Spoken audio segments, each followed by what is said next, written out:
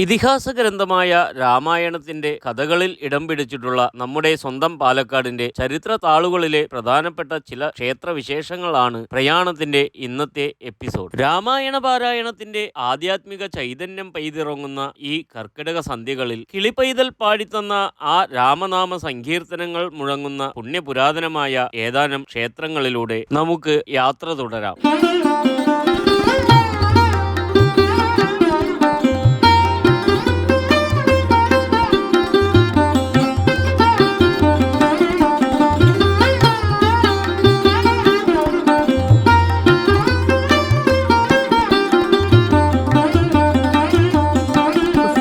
Into the video, please subscribe to my channel and click the bell button. If you like the video, don't forget to like and comment. ആധ്യാത്മിക രാമായണം കിളിപ്പാട്ടിന്റെ രൂപത്തിൽ മലയാളത്തിലേക്ക് വിവർത്തനം ചെയ്യുന്നത് 16-ാം നൂറ്റാണ്ടിൽ ജീവിച്ചിരുന്ന മലയാള ഭാഷയുടെ പിതാവ് എന്നറിയപ്പെടുന്ന തുഞ്ചത്ത് രാമാനുജൻ എഴുത്തച്ഛനാണ്. അദ്ദേഹം ആധ്യാത്മിക രാമായണം രചിച്ച ചിറ്റൂർ തെക്കേ ഗ്രാമത്തിലെ ഗുരുമഠത്തിൽ നിന്നുമാണ് പ്രയാണത്തിന്റെ ഈ യാത്ര ആരംഭിക്കുന്നത്.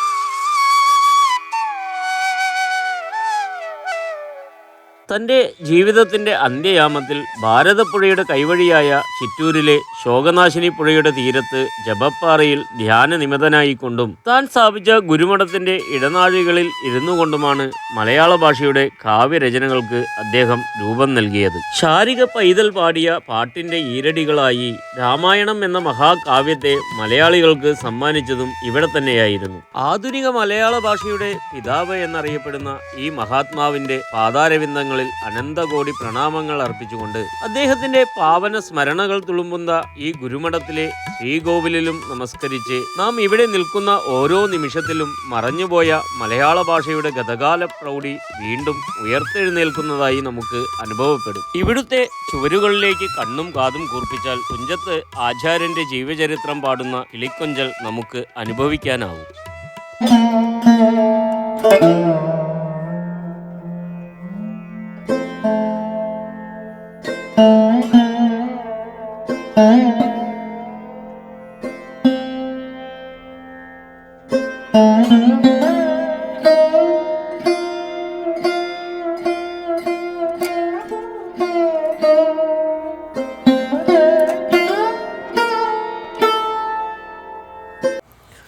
തുഞ്ചത്ത് രാമാനുജൻ എഴുത്തച്ഛൻ തന്നെ സ്ഥാപിച്ചതാണ് ഈ ഗ്രാമത്തിലുള്ള ശ്രീരാമക്ഷേത്രം എന്നാണ് പറയപ്പെടുന്നത്.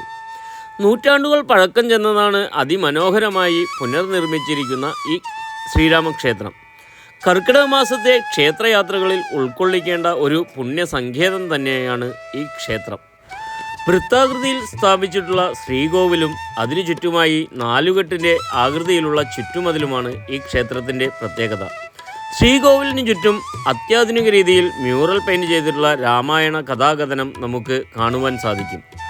പട്ടാഭിഷേക ചിത്രത്തെ അനുസ്മരിപ്പിക്കുന്ന രീതിയിൽ ശ്രീരാമ, സീത, ലക്ഷ്മണ, ഹനുമാൻ സംമിതനായിട്ടുള്ള വിഗ്രഹമാണ് ഇവിടെ കാണുന്നത്.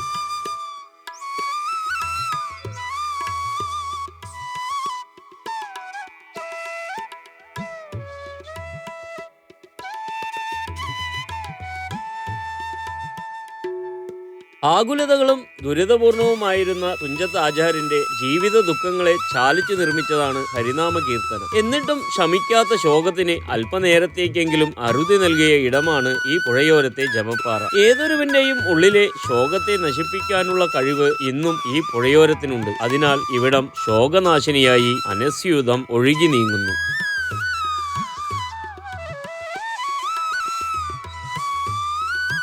ശ്രീരാമപ്രതിഷ്ഠയുള്ള ക്ഷേത്രങ്ങളിൽ പുരാതനവും ഐതിഹ്യ പ്രാധാന്യമുള്ളതുമായ ഒരു ക്ഷേത്രമാണ് കരിമ്പുഴ ശ്രീരാമസ്വാമി ക്ഷേത്രം. സാമൂതിരി രാജാവിന്റെ പ്രതാപകാലത്ത് കരിമ്പുഴ പിടിച്ചടക്കിയ അദ്ദേഹം തന്റെ സഹോദരനായ ഏറാൾപ്പാടിനെ ഈ പ്രദേശം ഏൽപ്പിച്ചു എന്നും അദ്ദേഹം AD 1000-ാം ആണ്ടിൽ ഈ ക്ഷേത്രം പുനഃപ്രതിഷ്ഠ നടത്തി എന്നുമാണ് ചരിത്രം.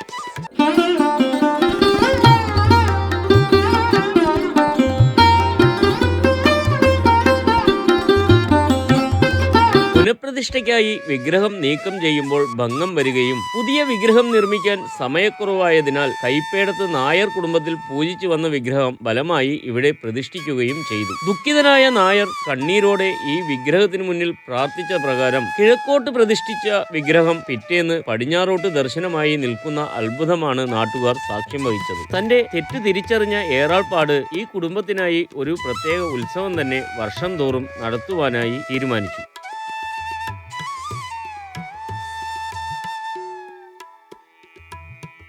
തന്റെ അവതാരോദ്ദേശം പൂർത്തീകരിച്ച ശ്രീരാമ ഭഗവാൻ സ്വർഗാരോഹണത്തിനായി സരയൂ നദിയിലേക്ക് യാത്ര തുടങ്ങുന്നതിന് മുൻപ് ഈ കരിമ്പുഴയിൽ ബലിക്രിയകൾ ചെയ്തു എന്നാണ് ഐതിഹ്യം. അതിനാൽ വളരെ ശാന്തഭാവത്തിലാണ് ഭഗവാന്റെ പ്രതിഷ്ഠ ഇവിടെ ചൈതന്യം അരുളുന്നത്. ഭഗവാൻ ശ്രീരാമചന്ദ്രനെ കൂടാതെ ഹനുമാൻ, ഭഗവതി, ശാസ്താവ് എന്നീ ദേവീ ദേവന്മാർക്കും ഈ ക്ഷേത്രത്തിൽ പ്രതിഷ്ഠയുണ്ട്.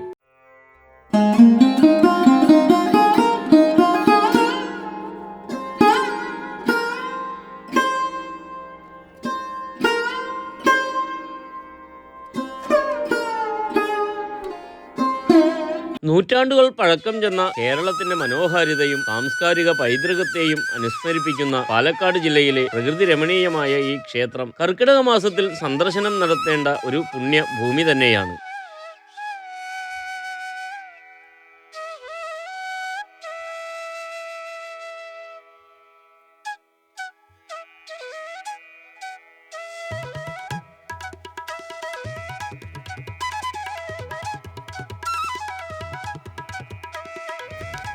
ഭാരതപ്പുഴയുടെയും ഗായത്രി പുഴയുടെയും ഇടയ്ക്ക് മലമടക്കുകളുടെ മനോഹാരിതയിൽ സ്ഥിതി ചെയ്യുന്ന പ്രകൃതിയുടെ അനുപമ സൗന്ദര്യത്തിന്റെ പ്രതീകമാണ് പാലക്കാടൻ അതിർത്തി ഗ്രാമമായ തിരുവില്ലാമലയിൽ സ്ഥിതി ചെയ്യുന്ന ബില്വാദ്രിനാഥ ക്ഷേത്രം.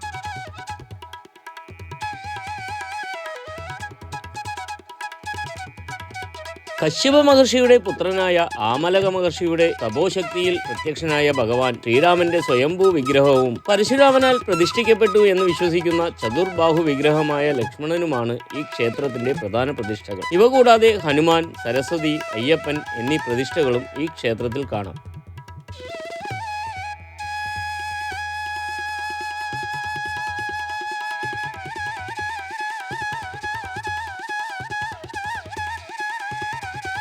ആത്മസംഘർഷത്തിൽ ഉഴലുന്ന ഭക്തർക്ക് തങ്ങളുടെ കർമ്മദോഷങ്ങൾ അകറ്റി നവജീവൻ നൽകുന്നു എന്ന് വിശ്വസിക്കുന്ന പുനർജനി ഗുഹ ഈ ക്ഷേത്ര ആചാരത്തിന്റെ മറ്റൊരു പ്രത്യേകതയാണ്. ജന്മദുഃഖങ്ങൾക്ക് അറുതി വരുത്തുവാൻ അനേകായിരം ഭക്തരാണ് ഇവിടെ പുനർജനി നൂഴാൻ ആയി എത്താറുള്ളത്. ഏകാദശി നാളിലാണ് പ്രശസ്തമായ പുനർജനി നൂഴൽ ചടങ്ങ് നടക്കുന്നത്. ഈ ക്ഷേത്രത്തെക്കുറിച്ചുള്ള സമ്പൂർണ്ണ വീഡിയോ ഡിസ്ക്രിപ്ഷൻ ബോക്സിൽ കൊടുക്കുന്നുണ്ട്. കൂടുതൽ താല്പര്യമുള്ളവർ ആ വീഡിയോ കാണുക.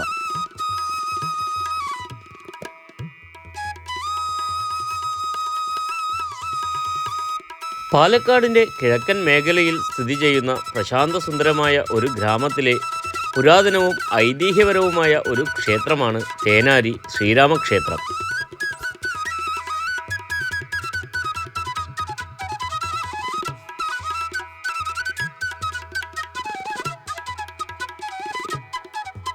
വനവാസകാലത്ത് ശ്രീരാമൻ നിർമ്മിച്ച ശരഭംഗ തീർത്ഥവും അദ്ദേഹം വിശ്രമിച്ച ശംഖുചക്രപ്പാറയും ഇന്നും ഇവിടെ നിലകൊള്ളുന്നുണ്ട്. ആ വിശ്വാസങ്ങളെ ചുറ്റിപ്പറ്റിയാണ് ഇവിടുത്തെ ശ്രീരാമക്ഷേത്രം നിർമ്മിച്ചിട്ടുള്ളത്.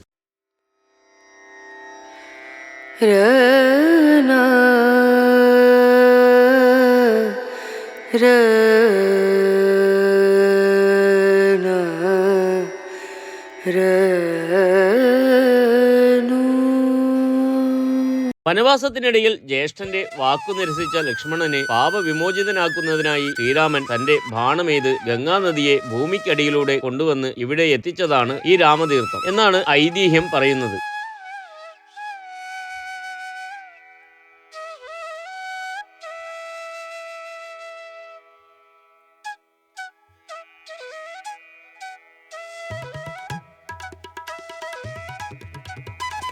പ്രകൃതിയൊരുക്കുന്ന വശ്യമനോഹാരിത തന്നെയാണ് ഈ ക്ഷേത്രത്തിൻ്റെ മറ്റൊരു പ്രത്യേകത.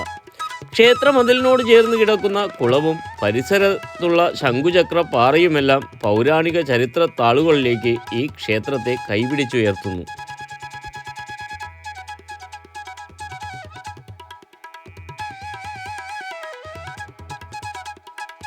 രാമബാണത്തിന്റെ ശക്തിയാൽ ഉയർന്നു വന്ന ഗംഗാദേവി ഈ ക്ഷേത്രത്തിന്റെ ശ്രീകോവിലിന് മുന്നിൽ രാമതീർത്ഥമായി നിലകൊള്ളുന്നു എന്നാണ് പറയപ്പെടുന്നത്. ഈ നീരുറവയിലെ അധികം വരുന്ന ജലം ക്ഷേത്രത്തിന് പുറത്ത് ഒരു ശില്പത്തിന്റെ വായിലൂടെ ഒഴുകുന്നുണ്ട്. ഈ രാമതീർത്ഥത്തിൽ ആറാടുവാനായി നിരവധി ഭക്തരാണ് കർക്കിടക മാസത്തിൽ ഇവിടെ എത്താറുള്ളത്.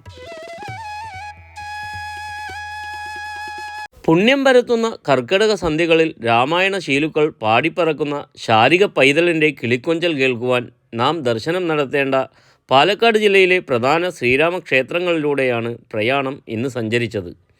ഈ വീഡിയോ എല്ലാവർക്കും ഇഷ്ടമായി എന്ന് കരുതുന്നു. നിങ്ങളുടെ ഫ്രണ്ട്സിനും ഫാമിലിക്കുമെല്ലാം ഈ വീഡിയോ ഷെയർ ചെയ്യണമെന്ന് അഭ്യർത്ഥിക്കുന്നു. പ്രയാണം തുടരുകയാണ്. വീണ്ടും ഒരു പുതിയ യാത്രാവിശേഷവുമായി കണ്ടുമുട്ടാം.